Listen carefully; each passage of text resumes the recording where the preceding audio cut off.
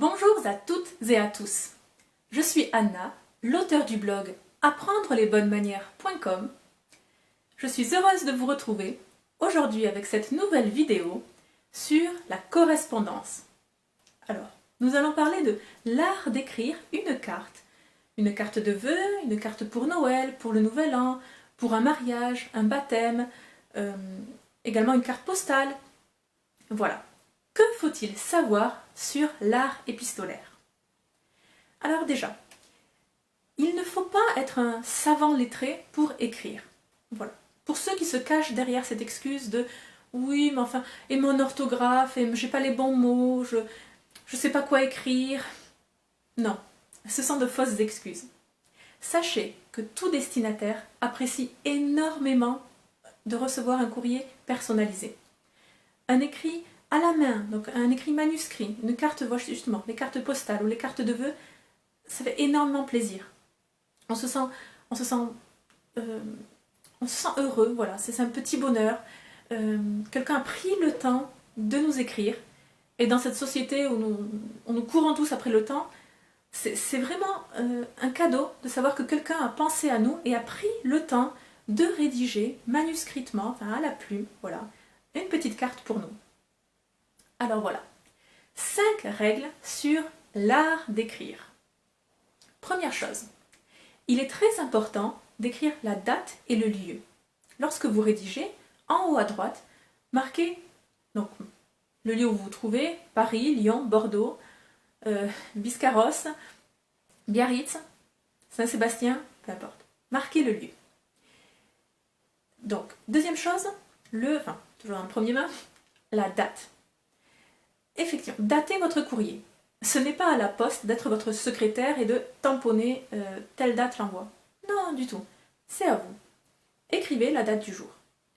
Alors, petite subtilité. Lorsqu'il s'agit d'une carte de vœux pour des fiançailles, un mariage, un baptême, antidatez votre carte. Donc, si le mariage a lieu le 5 mai, écrivez 5 mai. Même si vous avez rédigé la carte 2 semaines avant ou la veille, peu importe. Lorsque les mariés vont composer leur album, voilà, leur livre d'or et vont insérer toutes les cartes à l'intérieur, ça fait vraiment plaisir. Voilà, c'est une attention particulière de se dire « Ah voilà, tel jour, ils étaient avec nous, ils ont pleinement compris l'importance de ce jour pour nous. » Ce n'est qu'une date. Pour eux, le 5 mai, bon, n'est rien qu'un 5 mai. Mais pour un couple de mariés, jusqu'à la fin de leur vie, le 5 mai sera la date anniversaire de leur mariage. Et des années plus tard, lorsqu'ils vont feuilleter leur livre d'or, il y aura toujours ce petit plaisir de voir, voilà, les invités étaient là et ont pensé à nous exactement ce jour-là. Rien qu'en lisant la date. Donc vous voyez, petit détail qui a son importance sur l'amitié. Ok, donc la date, le lieu. Deuxième point, les salutations. Alors, bizarrement, on n'utilise plus le cher. Chère Sophie, cher Nathan.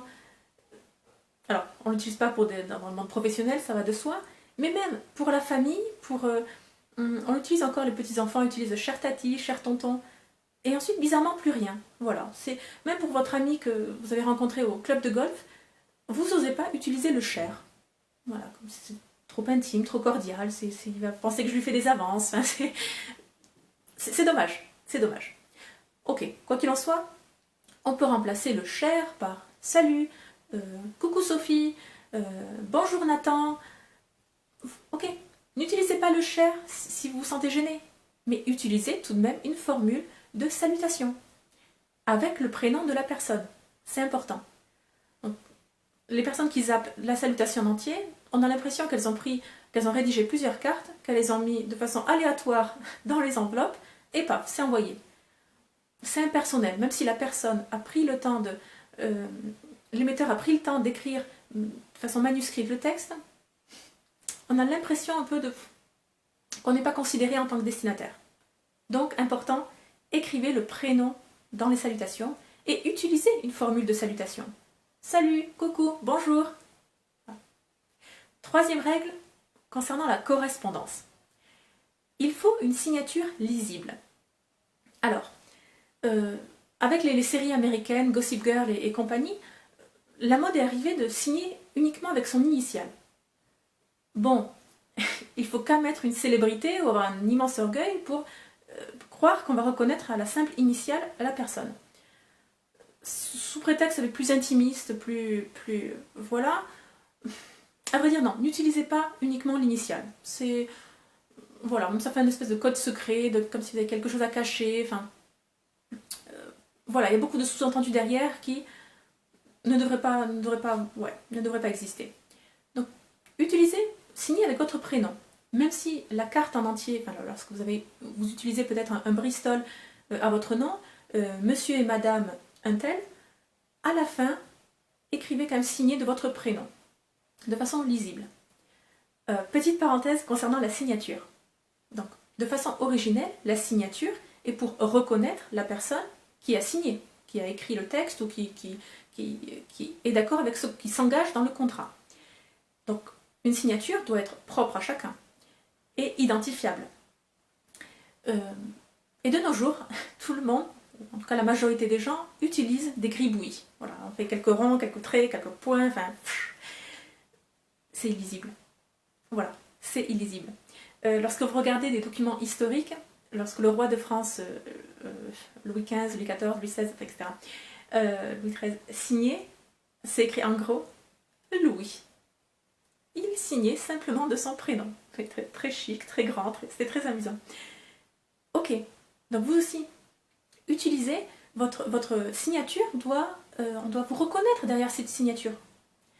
Parenthèse dans la parenthèse, sachez aussi qu'il est très facile, pour des raisons de sécurité, il est très facile de falsifier un gribouillis. Réellement, quelques coups de crayon, et voilà, et c'est fait.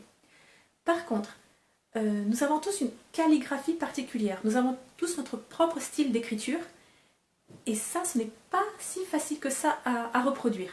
Donc rien que pour des raisons de sécurité, avoir une signature avec son nom, enfin, son nom évidemment, mais pour le prénom en entier ou juste une initiale, il est beaucoup plus difficile de reproduire ceci qu'un simple gribouillis. Et en plus, le gribouillis, bon, on ne sait pas qui c'est et personne ne peut contrôler. Voilà. Quand vous récupérez des recommandés à la poste pour vos proches, et tac, pour peu justement qu'ils n'aient pas une signature lisible, bon, bah, faites un gribouillis et personne ne vérifiera si réellement ça concorde. Ok.